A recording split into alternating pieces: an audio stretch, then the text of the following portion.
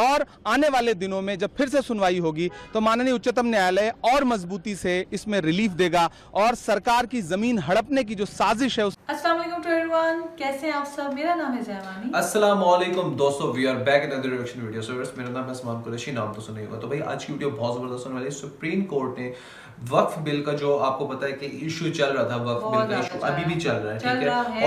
और इसकी सुनवाई लेकर असदुद्दीन अवैसी साहब गए हैं सुप्रीम कोर्ट में और यहाँ पर प्रेस कॉन्फ्रेंस कर रहे हैं। बहुत ही जबरदस्त प्रेस कॉन्फ्रेंस होने वाली है। आई होप आप लोगों को वीडियो बहुत अच्छी लगेगी। भाई सारी बातें एक तरफ है, असदुद्दीन अवैसी साहब एक तरफ है, क्योंकि असदुद्दीन अवैसी साहब जो बात लेकर आते हैं भाई वो बहुत ही जबरदस्त होती है। आप ये देखिए कि इनकी नॉलेज है, ये हमेशा बात करते हैं माइनॉरिटीज की बात करते हैं, डेमोक्रेसी की बात करते हैं। मतलब यार सारी बातें आप सोचिए कि यहाँ पे ह्यूमन राइट्स जो नजर आ रहे हैं वो बीजेपी को नजर नहीं आते। बीजेपी को सिर्फ और सिर्फ क्या नजर आता है जी, बीजेपी वालों का साथ, बीजेपी वालों का ही विकास। बाकी जितने भी हैं उनके लिए तो मेरा ख्याल है यही नारा, सबका सत्यानाश है, यही नारा लगता है। सो गाइस पहले काम करते इस वीडियो को स्टार्ट करते हैं, बाद में इंशाल्लाह बातें करेंगे। 3 2 1 प्ले। हम पूरे उस बिल को उस एक्ट को अनकॉन्स्टिट्यूशनल मानते हैं और ये आर्टिकल 25, आर्टिकल 26, 14 और 15 और 29 का ग्रेव वायलेशन है। ये हम पहले से ही बोल किया है और आज फिर आपके सामने रिपीट कर रहा हूँ। 5 साल प्रैक्टिसिंग मुसलमान का तो रहेगा, अब उसको कौन डिसाइड करेगा? अब कोई महिला है उसको कौन डिसाइड करेगा? तो ऐसे कई उसमें जो अमेंडमेंट्स के जरिए लॉ बनाया गया है, हम उसके आज भी मुखालिफत कर रहे हैं और कल भी अपोज करते रहेंगे। और लीगली हम सुप्रीम कोर्ट में चैलेंज किए, हम उसको उन तमाम चीजों को violation of the fundamental rights मानते हैं। देखिए माननीय उच्चतम न्यायालय ने जो आज अंतरिम रिलीफ दिया है उसके लिए माननीय उच्चतम न्यायालय का बहुत शुक्रिया। और वो सारे पॉइंट जो हमने पिटीशन में रखे थे, जो हमने पार्लियामेंट में उठाए थे, उसको ज्यादातर को माननीय उच्चतम न्यायालय ने संज्ञान लिया, कंसीडर किया। और आज जो रिलीफ है वो ये दर्शाती है कि ये कानून कहीं ना कहीं संविधान के खिलाफ बना है। जो अमेंडमेंट्स हैं उसमें कई सारे पॉइंट ऐसे हैं जो पूरी तरह से संविधान को मटिया मेट करने वाले थे। माननीय उच्चतम न्यायालय ने संज्ञान लिया और मुझे पूरा विश्वास है कि यह संविधान की जीत है, यह किसी पक्ष की जीत नहीं है, संविधान की जीत है। और आने वाले दिनों में जब फिर से सुनवाई होगी तो माननीय उच्चतम न्यायालय और मजबूती से इसमें रिलीफ देगा और सरकार की जमीन हड़पने की जो साजिश है उस साजिश को माननीय उच्चतम न्यायालय रोकेगा, मुझे पूरा विश्वास है। देखिए आज हम सुप्रीम कोर्ट का तमाम जजेस का तहे दिल से शुक्रगुजार हैं कि आज हमें यहाँ इंसाफ मिला। हम तमाम वकीलों का, जो वकील भी पेश हुए, हमारे वकील और तमाम सीनियर वकील, वो सारे वकील पेश हुए, उन तमाम वकीलों का हम शुक्रगुजार हैं। और हमें सुप्रीम कोर्ट से यही उम्मीद थी कि फैसला हमारे हक में आएगा। जिस तरह से आज केंद्र सरकार के वकील ने कहा, कल जो जज साहब ने बात कही थी कि हम जो वक्फ बाय यूजर प्रॉपर्टी हैं इनके साथ कोई छेड़छाड़ नहीं करेंगे, रजिस्ट्रेशन में किसी किस्म का कोई छेड़छाड़ नहीं करेंगे, और जो वक्फ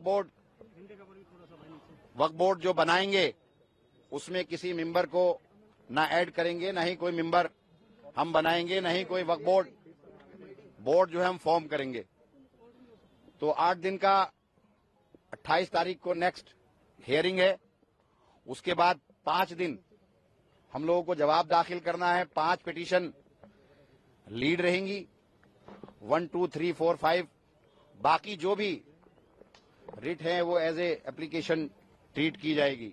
तो मैं फिर से तमाम उन वकीलों का जो हमारे लिए खड़े हुए, मुल्क को बचाने के लिए खड़े हुए, आपसी भाईचारे को बचाने के लिए खड़े हुए, ये जो आज सारे लीडिंग वकील थे ये सारे हिंदू भाई थे। तो मैं इन तमाम का शुक्रिया अदा करता हूं कि जिस तरह की राजनीति आज भाजपा इस मुल्क के अंदर कर रही है, नफरत पैदा कर रही है, भाइयों के अंदर झगड़े कराने की कोशिश कर रही है। और ये जो बिल अमेंडमेंट लेकर आए थे इसका मकसद भी यही था कि वक्फ बाय यूजर जो जमीनें हैं हर गांव में, हर जगह में, मस्जिदों में नमाजें रोकी जाएं, कब्रिस्तानों में दफीने रोके जाएं और इसमें आपस में हिंदू भाई मुसलमान भाई धर्म की बुनियाद पर झगड़ा करें। तो आज मैं तहे दिल से शुक्रगुजार हूं सुप्रीम कोर्ट का और उन तमाम वकीलों का और उन लोगों का जिन लोगों ने हमारा साथ दिया, दुआएं की हमारे लिए। अगर इसमें हियरिंग 28 को यहाँ पर 28 अप्रैल को जवाब देना है, नोटिस किया है केंद्र को, और 5 मई को पहली हेयरिंग है। जो इस केस की हेयरिंग है वो 5 मई को है। 5 जो रिट हैं वो जो है लीड करेंगी। तो मैं आप तमाम मीडिया के भाइयों का भी शुक्रगुजार करना चाहूंगा कि आप सबने इसमें जिस तरह से हम तमाम लोगों का साथ दिया वो तारीफ के काबिल है। शुक्रिया। देखिए, उस पे उनको मालूम था कि इसमें स्टे होने जा रहा है, तो उन्होंने खुद ही कहा कि हम इसमें कुछ करेंगे, तो एज ए स्टे ही ट्रीट होगा। बिल्कुल पूरी तरह से हम मुतमईन हैं।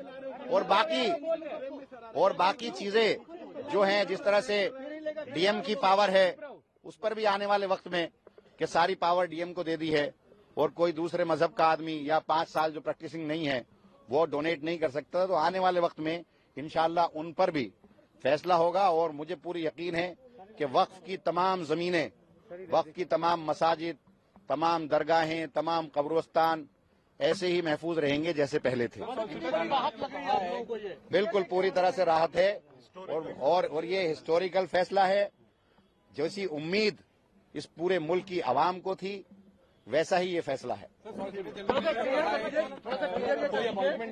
रोक लगाई है, एक तो नई नियुक्तियां नहीं होंगी, डिनोटिफाई नहीं किया जाएगा, कि वो पुराने मामलों में डिनोटिफाई नहीं किया जाएगा या नए मामले में? देखिए, किसी भी मामले में एज इट इज रहेगा। किसी भी मामले में जो भी वक्फ बाय यूजर है, नहीं, सब में वो क्लियर किया है। मतलब किसी तरह का कोई भी डिनोटिफिकेशन, बिल्कुल किसी तरह का कोई भी छेड़छाड़ नहीं होगी, जैसे चल रहा था। हाँ, एक वो उन्होंने खुद रिकॉर्ड पर अपना जवाब वो देकर गए हैं, ऐसे इससे ही है, स्टे की तरह ही है। बहुत बड़ी। आज माननीय सर्वोच्च न्यायालय ने आज अंतरिम आदेश पर दोनों पक्ष को सुना, और सुनने के बाद जो उन्होंने 2 तरह का अंतरिम आदेश अगले तारीख यानी कि 5 मई तक के लिए दिया है। उनका जो पहला जो है अंतरिम आदेश कि वक्फ काउंसिल या वक्फ बोर्ड में कोई भी अपॉइंटमेंट, बल्कि उन्होंने स्टे नहीं किया है। जो भारत सरकार के सॉलिसिटर जनरल है, उन्होंने अपना स्टेटमेंट दिया है कि अगली तारीख तक न तो काउंसिल में न वक्फ बोर्ड में कोई अपॉइंटमेंट जो संशोधित कानून है उसके अनुसार किया जाएगा। दूसरा बात जो माननीय अदालत ने कहा कि जो वक्फ व यूजर है, जो रजिस्टर्ड हैं और गैजेटेड हैं, उसको गवर्नमेंट डी नोटिफाई नहीं करेगी टिल द नेक्स्ट डेट। तो बड़ी इंपॉर्टेंट बात है कि जो रजिस्टर्ड एंड गैजेटेड हैं वही सिर्फ डी नोटिफाई नहीं होंगे, उसके अलावा संशोधन के हिसाब से सरकार कार्रवाई करने को स्वतंत्र है। और जो संशोधित कानून है उस पर किसी भी तरह का अंतरिम आदेश नहीं है। और अगली तारीख तक भारत सरकार को अपना जवाब और उनको जो भी डॉक्यूमेंट्स देने हैं वो देने होंगे, और उसके बाद उनको रिज्वाइंडर का जो पिटीशन है उनको मौका दिया गया है। साथ ही साथ जो स्टेट गवर्नमेंट्स हैं वो भी अपना रिस्पॉन्स देंगे। और ये कहा गया है कि अगली तारीख पर सुनवाई इस पूरे मामले की जारी होगी। तो माननीय सर्वोच्च न्यायालय को जो रेस्पोंडेंट्स यानी कि भारत सरकार ने कहा कि हम डे टू डे सुनवाई के लिए तैयार हैं। आप पूरे मामले को, क्योंकि ये पार्लियामेंट का कानून है, पार्लियामेंट के कानून को आप इस तरह से स्टे नहीं कर सकते हैं। और माननीय सर्वोच्च न्यायालय ने सॉलिसिटर जनरल ऑफ इंडिया के बात को माना है और उन्होंने संशोधन को स्टे नहीं किया है। सिर्फ उन्होंने उनके 2 पॉइंट पे सॉलिसिटर जनरल के बात को रिकॉर्ड पे लेकर के और अगली तारीख 5 मई मुकर्रर कर दिया है, और 5 मई से इस मामले की सुनवाई शुरू हो जाएगी। सर, यथास्थिति की बात कहेगी, यथास्थिति को कैसे लिया जाए? नहीं, यथास्थिति मैंने आपको बताया कि 2 मुद्दों पर कि जो काउंसिल में और बोर्ड में अपॉइंटमेंट का जो मामला है वो अगली तारीख तक जो स्टेटमेंट सॉलिसिटर जनरल ने दिया है कि कोई अपॉइंटमेंट नहीं होगा। और दूसरा जो है वक्फ व यूजर, तो माननीय सर्वोच्च न्यायालय ने अपने आदेश में लिखा है कि जो रजिस्टर्ड हैं और गैजेटेड हैं उसको गवर्नमेंट डी नोटिफाई नहीं करेगी अगले आदेश तक। सर, आप कौन से क्लियर है सर, वक्फ बाय यूजर को डिनोटिफाई नहीं करेगी ना? मतलब नहीं, वक्फ बाय नहीं, सिर्फ वही जो रजिस्टर्ड एंड गैजेटेड हैं। सर, ये कोर्ट हाँ, बिल्कुल, ये ऑर्डर शीट में है। जो रजिस्टर्ड नहीं है, जो गैजेटेड नहीं है, उसको सरकार संशोधन कानून के हिसाब से डी नोटिफाई कर सकती है। सर, आप किसके लिए अपियर हुए थे? मैं हिंदू सेना और हिंदू महासभा 2 हमारे एप्लीकेंट्स हैं, उनकी तरफ से मैं संशोधन के समर्थन में हाजिर हुआ। जी तो व्यूअर्स यार, आप क्या कहते हैं इस बारे में? मैं इस बारे में ये कह रही थी कि बहुत सारे मतलब आवाज़ उठाने वाले लोग हैं लेकिन वो नहीं उठा पा रहे हैं सिर्फ इसलिए कि वो डरते हैं, सुनवाई ही नहीं हो पा रही है सुनवाई ना। नहीं हो आप पा ये रही। देखें कि डेफिनेटली बीजेपी ने, अगर आप सारी बातें रिवर्स छोड़ें, आप अगर यहाँ पर देखें एक्ट 25 की बात करें, एक्ट 27 की बात करें, एक्ट आप 29 की बात करें, सबके वायलेशन है, सबकी खिलाफ वर्जी है भाई। सबसे बड़ी बात एक्ट 47 और एक्ट 57 की खिलाफ वर्जी और एक्ट 76 की खिलाफ वर्जी चल रही है यहाँ पर। बिल्कुल चल रही है और ये बिल्कुल मुसलमानों के लिए एक साजिश है, बिल्कुल उनके लिए हक की आवाज़ नहीं है। ये झूठ बोल रहे हैं कि उनकी हक की आवाज़ के लिए किया गया है ये बिल पास। ये सिर्फ और सिर्फ एक झूठ है यार। और सिर्फ इन लोगों ने एक ऐसे ही शोषण छोड़ा हुआ है कि इस सिलसिले से मुसलमान जो उनसे वो यहाँ से तंग आकर भाग जाएं। सबसे बड़ी बात वीवर, सबसे जो दुख वाली बात है वो यही है कि आप मुसलमानों के खिलाफ कर रहे हैं। आप तो मुसलमानों की तबाही कर रहे हैं ना, तबाही मतलब है। घर छीना जा रहा है, बिल्डोजर चलाए जा रहे हैं, हाँ, नमाज बस उनको नहीं पढ़नी दी जा इबादतगाहों को रही, ईद तबाह की कर नमाज रहे नहीं हैं। पढ़ी जा रही। Definitely I agree with you, Eid की जो उनकी इबादतगाहें इबादतगाहें हैं, जो मज़ारात हैं, दरबार है, इनको मसाजिद खुद ही है, समझना उनको तबाही चाहिए। फेरी जा रही है। मतलब ना क्रिश्चियंस की बात हो रही है, ना यहाँ पे सिर्फ बुद्ध मुसलमान मजहब की के बात साथ हो रही है, क्यों? ना ही यहाँ पर ईसाइयों की बात हो रही है, ना ही इधर बात करें सिख कम्युनिटी की बात हो रही है। यहाँ पे डेफिनेटली जो बात हो रही है वो सिर्फ और सिर्फ मुसलमानों के खिलाफ और है। उसी मुसलमानों के जिसने आज़ाद करवाया आपको इनसे, जो यूरोप कंट्री की जो जितने भी फॉरेनर कंट्री है कि जो हिंदू अंग्रेजों ने जो हम पर हुकूमत की थी यार, डेफिनेटली अंग्रेजों से, हाँ अंग्रेजों 200 से साल हुकूमत की थी, उनको हाँ, छुड़वाने के लिए कौन था? अंग्रेजों मुसलमान और हिंदू दोनों ने मिलकर अंग्रेजों उनको ने भगाया था कितना ना। बुरा काम किया, कितना बुरा जो है मुसलमानों के साथ या हिंदू जितने भी मुसलमान बहन भाई हैं हिंदू या इसके अलावा गैर मजहब के हैं, तो कितना जुल्म और ज्यादती की है। आप सारी बातें छोड़े उसके व्यूअर्स, साथ आप मिलके- ये देखें कि इंसान मतलब ये अब भूल जो जाता है। कम्युनिटी मोदी सरकार की जो चल रही है ना, मोदी सरकार सिर्फ हिंदुओं का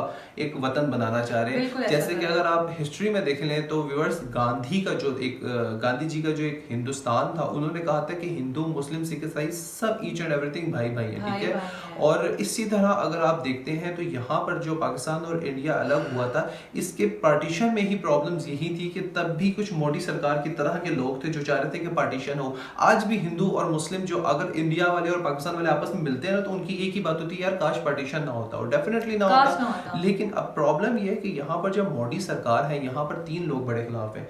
एक आपकी योगी आदित्यनाथ, सेकंड आपके अमित शाह, थर्ड अगर आप देखा जाए तो मोदी सरकार। और फर्स्ट ऑफ ऑल अगर हम बात करते हैं इनको अपॉर्चुनिटीज देने के लिए, इनको शोर शराबा करने के लिए, गोदी मीडिया तो one of the favourite list पे गए हुए हैं। लिस्ट पे, और जितने भी अडानी एंकर्स, ग्रुप्स हो गए। हाँ बिल्कुल ऐसा ही है। और जितने भी एंकर्स आप देख रहे हैं जो मोदी जो सरकार की तरफ से हैं, वो ऐसे ऐसे क्वेश्चन करते हैं ओवैसी ब्रदर्स से। उनको पता है कि ये एक बात करेंगे तो हम बहुत बड़ा एजेंडा, बहुत बड़ा शोशा छोड़ देंगे और मीडिया भी गर्दिश करेगी खबरें, लेकिन ऐसा हो नहीं सकता क्योंकि इनके साथ है अल्लाह की पावर।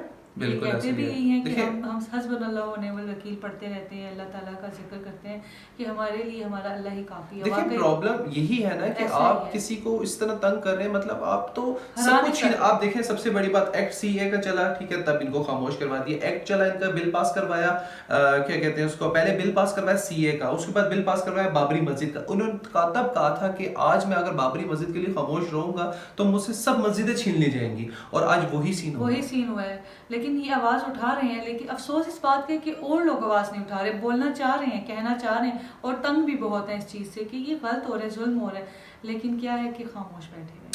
मैं तो एक बात कहना चाहता हूँ, मैं तो वक्फ बिल के बिल्कुल खिलाफ वर्जी करता हूँ। ये वायलेशन है, मुसलमानों के खिलाफ है। देखिए बात इधर मुसलमान, एक इंसान को सोचा करें यार। आप अगर कहते हैं ना कि धर्म बात में, पहले इंसान को तो सोचो ना यार। एक बंदा वहां पर रह रहा है, उसके घर से उसको निकाल दिया जा रहा है, उसको बुलडोजर चलाया जा रहा है, उसकी इबादत नहीं की जा रही है यार। आप खुद अपने बारे में सोचिए, आप किसी मंदिर में रह रहे हैं, पूजा पाठ करने जा रहे हैं, आपसे पूजा पाठ नहीं करने दी जा रही, आप जिस घर में रह रहे हैं उधर बुलडोजर चलाए जा रहे हैं, आप जहाँ जा रहे हैं आपको तंग किया जा रहा है, आपको एक बुरा कहा जा रहा है कि यार आप हिंदू है। आप कभी अपने खुद बारे में सोचिए यार, अगर ये मेरे साथ इस तरह हो तो फिर मैं कहाँ जाऊंगा। आपके साथ अगर मुसलमान इस तरह से रिएक्ट करे, आपकी फैमिली हो घर के अंदर बुलडोजर चढ़ा दिया जाए और जो भी कुछ किया जाए और तंग करके आपको यहाँ से दफान किया जाए कि यहाँ से दफा हो जाए आपके ही इंडिया से, तो आप लोग फिर क्या करेंगे? तो फिर आपको याद आएगा, फिर नहीं व्यूअर्स, फिर आपको याद आएगा कि फलस्तीन वालों के साथ क्या हो रहा है। फलस्तीन वालों के साथ सेम इसी तरह ही हो रहा है, उनके घर घुसकर उनको उन्हीं के घर से निकाल दिया जा रहा है, और कुछ स्टूपिड किस्म के लोग हैं जो इसराइल को सपोर्ट कर रहे हैं। तो व्यूअर्स मिलते हैं इंशाल्लाह नेक्स्ट वीडियो। बहुत ख्याल रखें, हम दोनों को दीजिए, स्टे विद अस। अल्लाह हाफिज़।